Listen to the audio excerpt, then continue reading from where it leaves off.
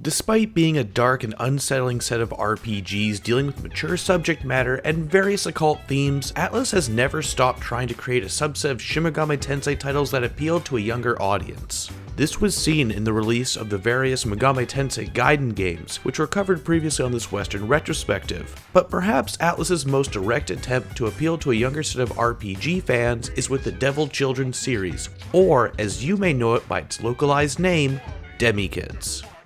Shin Megami Tensei Devil Children is a series of RPGs developed by Multimedia Intelligence Transfer, who worked previously on some of the Gaiden games, and naturally, each Devil Children title was published by Atlus. The focus of the series is on demon-human hybrids called Devil Children, hence the title of the series. These children have the ability to talk, negotiate, and control demons in a manner not unlike that of the mainline SMT games, and is often compared to how monster collecting works in the Pokemon series.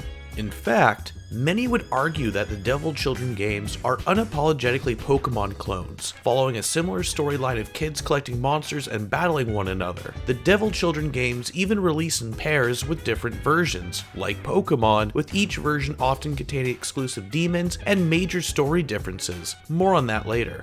Devil Children has also expanded into further spin-off titles in other media, like manga, a trading card game, and even an anime series.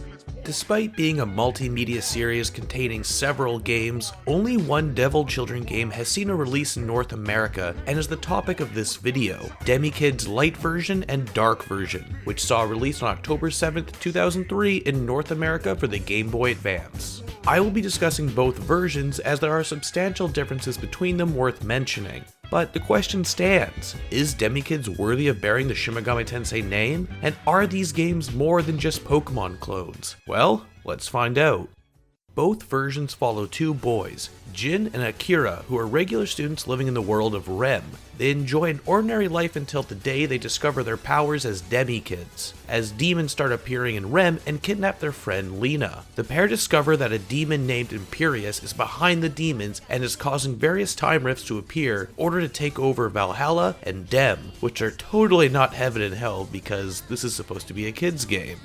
In order to stop Imperius and save their friend, both heroes need to find the time chains and collect the strongest demons to help them in their quest. In DemiKids Light version, the story follows Jin, who finds himself in Valhalla and ends up joining a rebel group in a struggle against Imperius's forces, together with his guide, the Sun Wolf Rand. On the other hand, Dark version follows Akira, who gets summoned by Lucifer himself to the land of Dem, and with the dragon Gale as his guide, is tasked with erasing the Time Rift portals.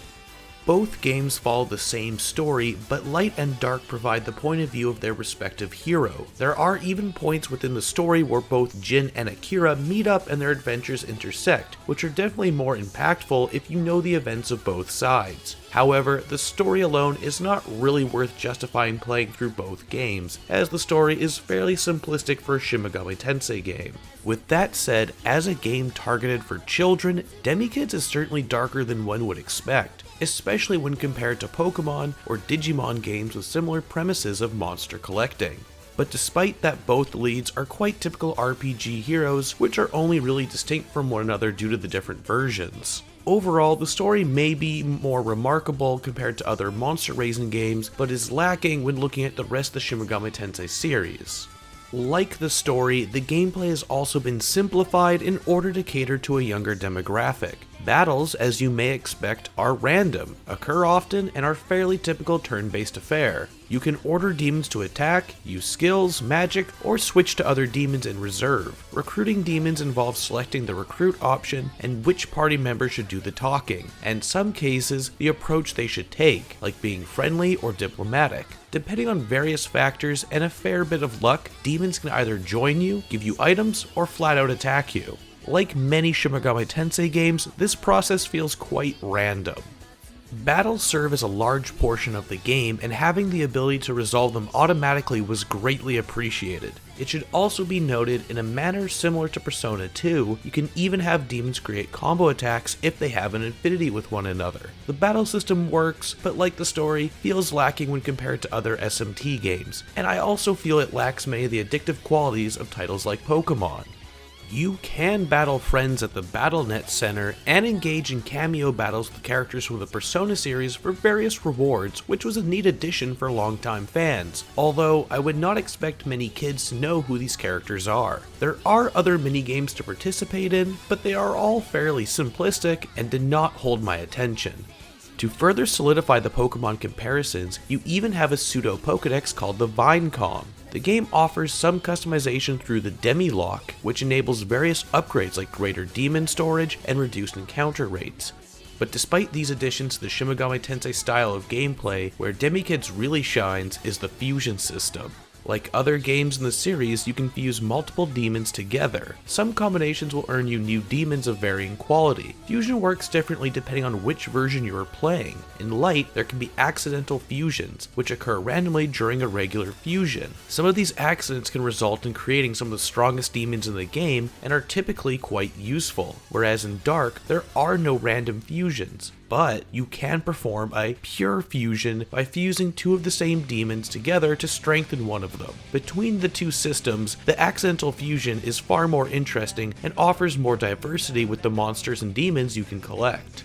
Both Jin and Akira have exclusive guides which cannot be fused to create new demons. However, they can have demons fused to them in order to strengthen the guide. Depending on which demons are fused to them, the guide demons can evolve into different forms. I found this aspect of the fusing system incredibly interesting and wished more demons used this evolution fusion to better distinguish this title from other SMT games. Having said that, both games offer Relic Fusions, which is a new form of fusion that requires a specific item that can create ridiculously powerful zombie demons, and with soul items can become their living incarnations. As you may have guessed, based on my description of these systems, fusion was easily my favorite part of the game between both versions. Like other games in the SMT series, fusion is addictive and the variety of fusions available make experimentation fun and worthwhile. However, the impact of fusion is somewhat lessened due to the less than stellar demon designs and sprite work in general. Overall, the game looks pretty good for a Game Boy Advance title. However, some of the classic demon designs have been changed and in my opinion look much worse than their mainline series counterparts. That isn't to say that all of the new designs are necessarily bad, but many simply look off. On the topic of graphics, many of the locations you'll be visiting look quite good and offer a lot of variety in different locations to explore. But, as I was just mentioning, some of the battle sprites and demon portraits do not hold up nearly as well to the rest of the game graphically. I really wish demons were animated during each fight to make battles more interesting. While the graphics are fine, the music in DemiKids is rather poor. The Game Boy Advance is not renowned for its incredible sound quality, the compositions for various battles and overworld themes are boring and repetitive to listen to. As a whole, the sound is grating at worst and forgettable at best. DemiKids is an interesting series in retrospect for its place in the Shin Megami Tensei franchise as a final means to appeal to a younger audience, before the Persona series garnered mainstream success and became the best point of accessibility for the main series. However, DemiKids does not do enough to separate itself from other RPGs on the Game Boy Advance, and it does not make enough use of some of the unique systems of the Shin Megami Tensei series to be little more than a competent Pokemon-style monster collecting romp. Both versions of DemiKids should take no longer than 15 hours to complete. I have a difficult time recommending these titles when there are simply better games in the SMT series worthy of your time. It may hold some appeal for those that hunger for a game like Pokemon, but with some of the more distinctive features of the Shin Megami Tensei series like fusion. Well, that's all for now. Be sure to stay tuned for the next installment of the Shin Megami Tensei Retrospective, as I will be reviewing the first game in the mainline series to see a Western release, Shin Megami Tensei 3 Nocturne. As always, has been Darren the Gaming Pilgrimage. Till next time.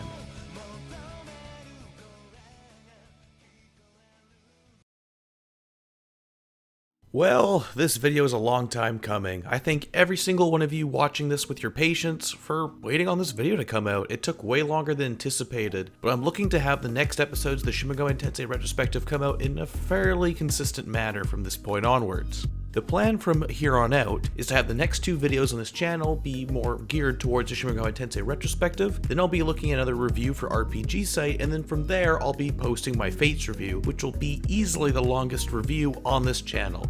Aside from just reviews, I'm also looking to start streaming weekly on each Wednesday around noon PST. If you're so inclined and would like to follow, be sure to follow me on Twitch at The Gaming Pilgrimage. As well, I'll be looking in the future to stream simultaneously to both YouTube and Twitch. Otherwise, I'll see you guys next time with Nocturne. Take care.